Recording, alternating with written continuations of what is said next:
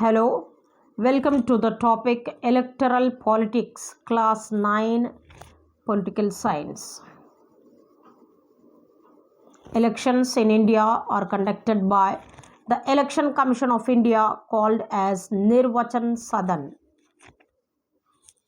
The functions of the Election Commission are to prepare the electoral roll, to make updates in the list of voters, then conduct free and fair elections, register the political parties, then recognize the state party and the national party. Which party is recognized in a state? Which party is recognized in more than one state? What is the percentage of votes? Number of seats in the Lok Sabha and the Assembly. These specifications are given in 10th class. We will do in detail there. Disqualification of members. Those members who do not qualify, who do not comply with the functions of the Election Commission, they will be disqualified. Why do we need elections? We need elections because if the power is not given to number of people who are contesting for elections, and one single person or entity or organization is taking the power, they will misuse. So when two or more members they contest and we choose the best, then we entrust power to our leader. In an election, our job is not over just by voting. We should make a real choice. There should be a good choice.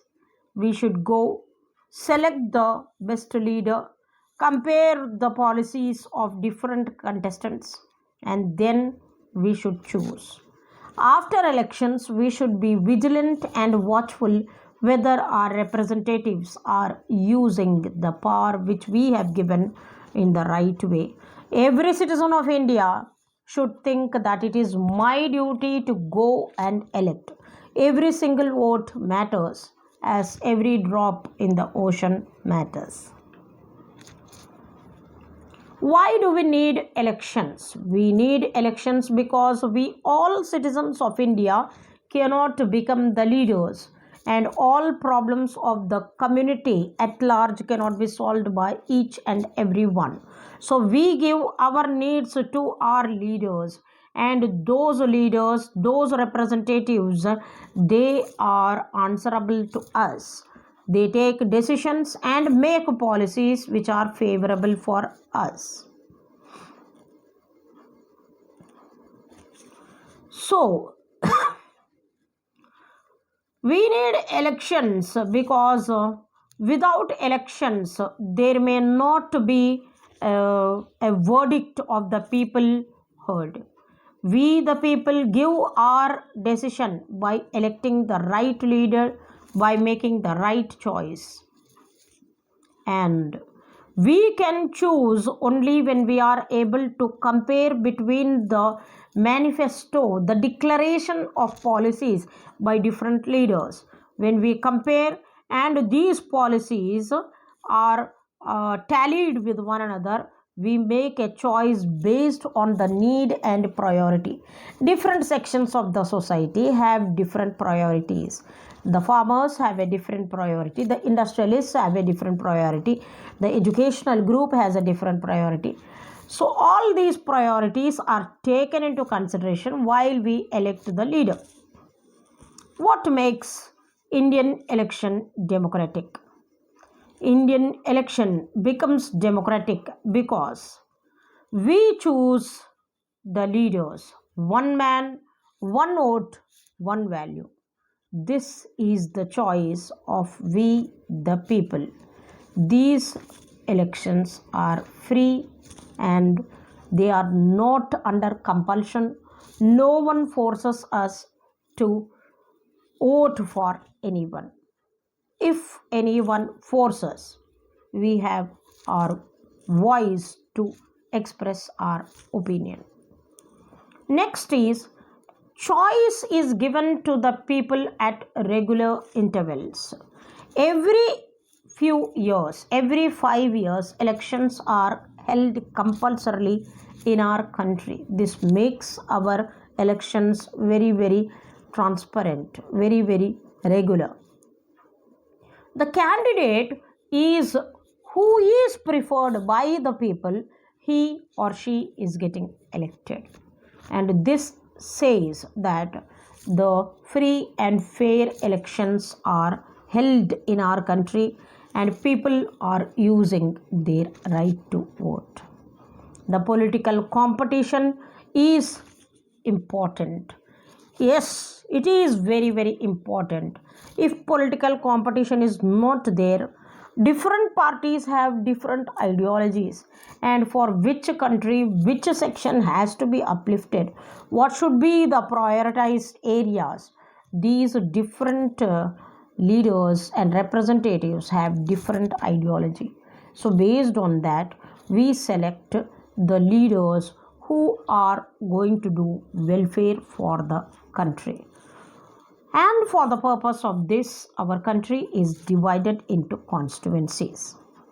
Yes, the political competition, it is good to have political competition, because if political competition is there, who is exploiting the people, who is using force, who is following unfair means, all these are very clearly understood by the people. They use their conscience and vote for the worthy person.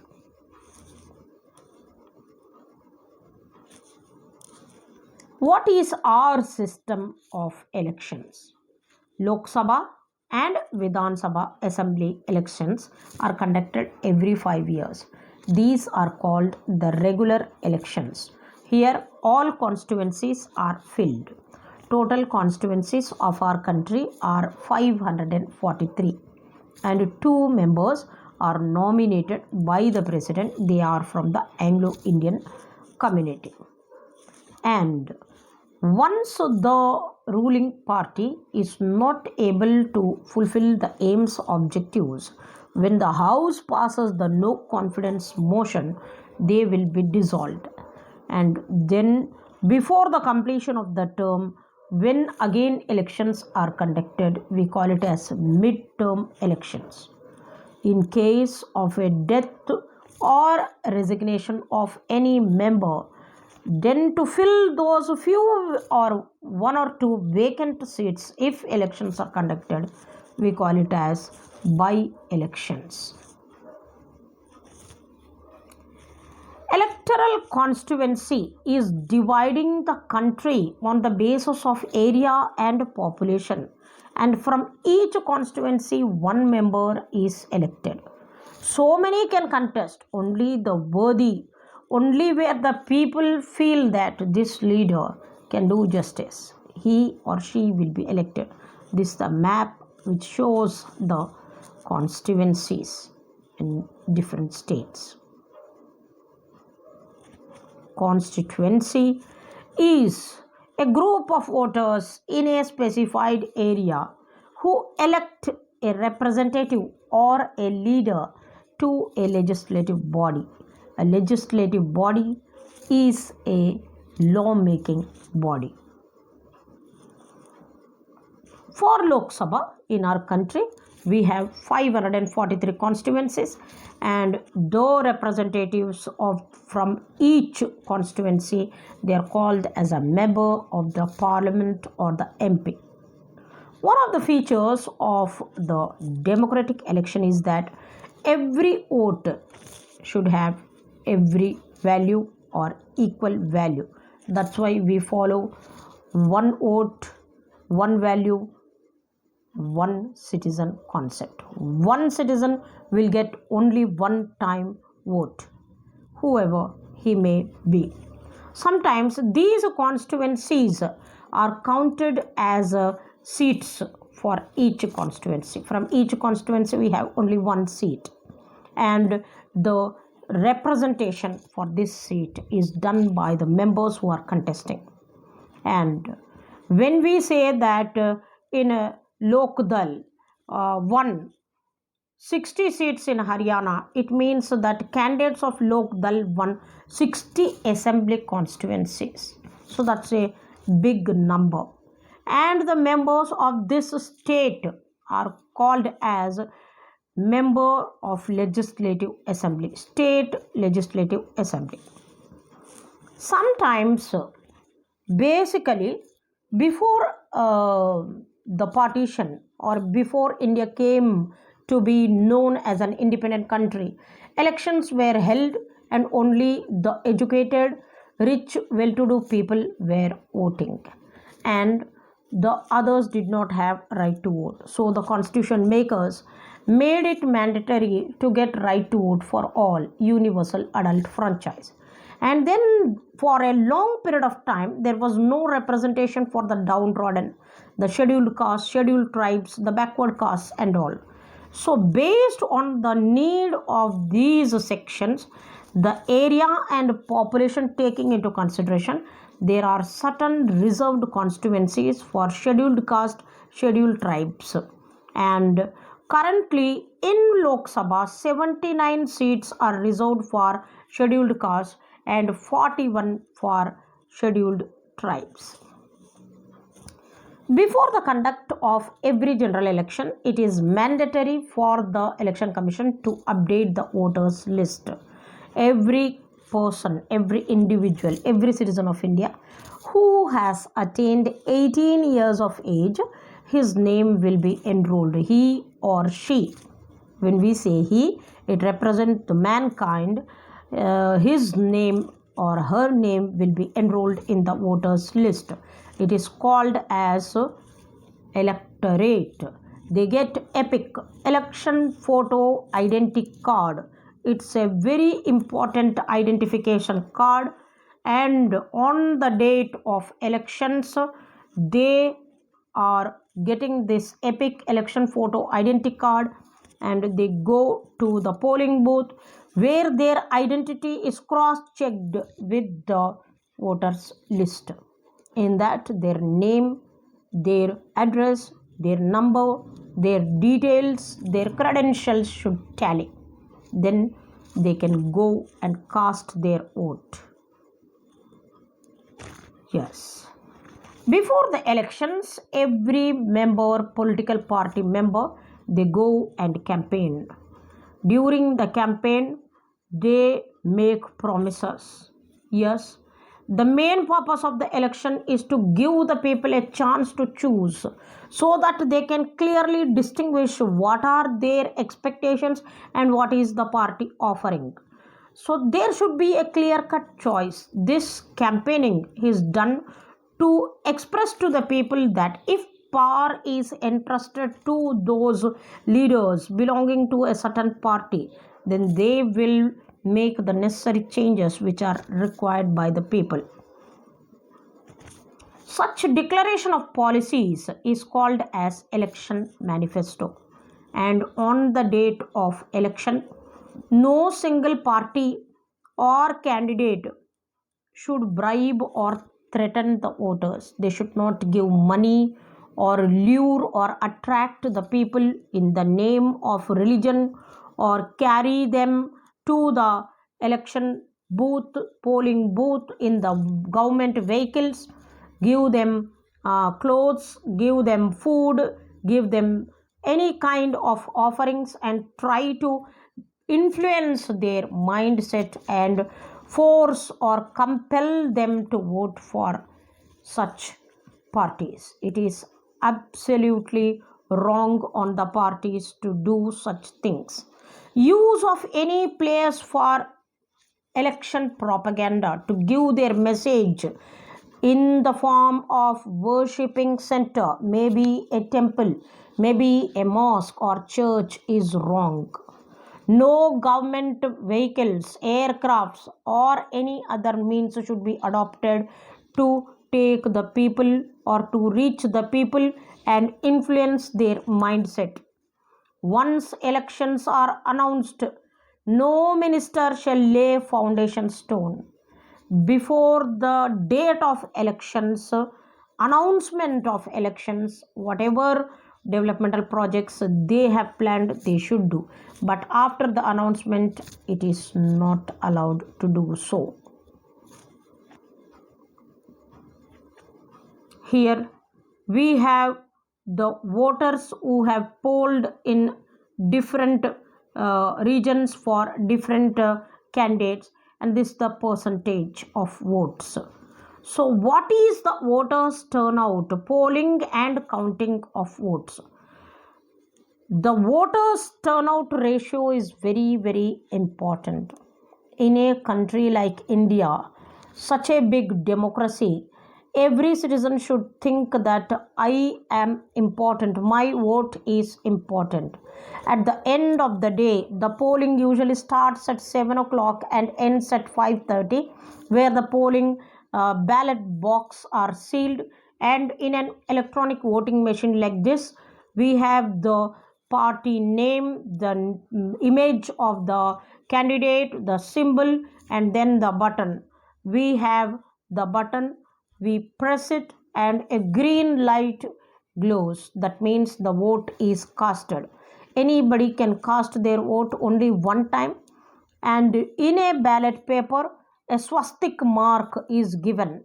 Actually, the election procedure is, after the election commission elects the presiding officer, scrutinizing officer, announcement of results, the candidates propose the excuse me list of candidates who are contesting along with a party or individual.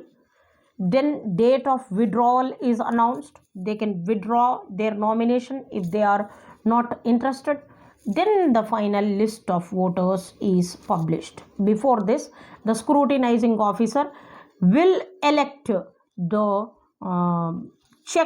minutely check the details submitted, and if any offense is there, that candidate is barred from contesting the elections. And after that, the list of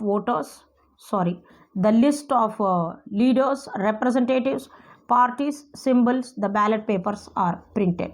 On the date of the polling, the ballot papers are ready, the polling booth is ready, the in charge of the polling booth is the presiding officer, and we the people above 18 years, sharp 7 o'clock, I go at sharp 7 to cast my vote, and we stand there. Our credentials are checked with the election photo identity card. Then left hand index finger is given. Here an ink is applied. The ink name is indelible ink, which cannot be removed easily. Then we are given ballot paper and a swastik mark symbol. We just stamp it. The ink is taken from the stamp pad and we stamp on the symbol of the ballot paper, fold it, drop it into ballot box. Sometimes EVM, electronic voting machines, are given. Then we press the button against which party member is suitable, whom we think that if we give power to him, he or she will do good or development for my region. Then we come out.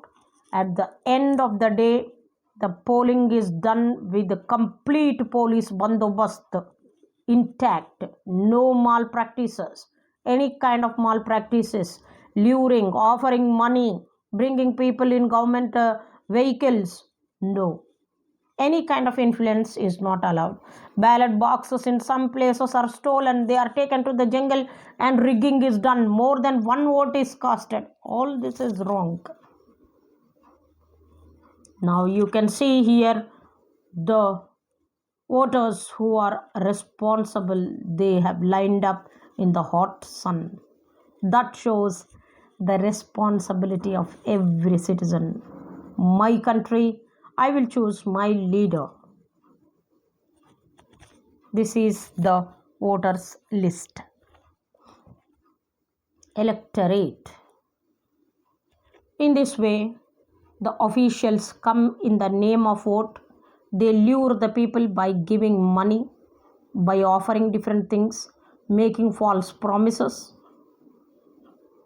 We should not be carried by anything. We should be very, very justful, be a true citizen of the country. We should know our job very well, entrust power to such a citizen who will do justice for us. Very few election commissions in the world have such wide ranging powers. Independent election commission, when the elections are going on, election commission makes the rules, regulations, it will give guidelines for everyone to follow. Election commission takes decisions on every aspect of conduct and control of elections, right from announcement till declaration of rights. After the polling booths are closed, the polling booths are closed, the ballot boxes are sealed, and EVM machines at 5:30 are taken under the police custody. They go to the counting station. At the counting station, on the date of the counting, under the media, minute to minute, the counting information is passed to the people. Very watchful, vigilant people sit in front of media to find out whether their worthy candidate is winning or not. It's really a game of intellect. Politics is a game of intellect. During the election period, the election commission can order the government to follow certain guidelines, prevent the use and prevent the use of government vehicles, and no chances will be taken to transfer some officials from different places so that the election result will be in their favor. Such decisions are not allowed. This is the different graphs which show how many have participated in casting their vote. The outcome of India's elections speak for itself. When we, the people, from past so many years, are able to vote, and every time when the government is changing, that means that there is a democracy in our country. In different countries, like an incumbent or who is right now sitting in the office or holding different portfolios, they rarely lose a chance, and once again next time they get into the office, there is less chance for them to lose the elections. In our country, it is not so. Anybody can be elected. They have to win the people's support, people's mandate. What are the challenges for free and fair elections? The free and fair elections should be conducted in our country where people have chosen it. The people should have clear-cut choice. Who has to win? That depends on their manifesto and people's verdict. People should make it very clear that the parties with lot of money, the parties with muscle power or money power, they cannot influence the brains and the mindset of the people. The people are free and out of such kind of influences. And election ticket should not be given on the basis of criminal background or family background or offering of money, distribution of tickets to the same family members for years together, for centuries together, for decades together is wrong. Any newcomer who has served the party, who is faithful to the party, should be proposed, and policies and the practices of the party should be influencing the people. When independent candidate is able to influence the people, then that shows democracy is advantageous. So we came to know that in a democracy the issues are many, and when people are giving power to a new leader, they are tackling the issues and make decisions which are applicable to all. So impartial judgment should be ours. We are giving the verdict. We are the decision makers. We select leaders, but those leaders will make policies. They are answerable to us. I hope it is clear. Thank you.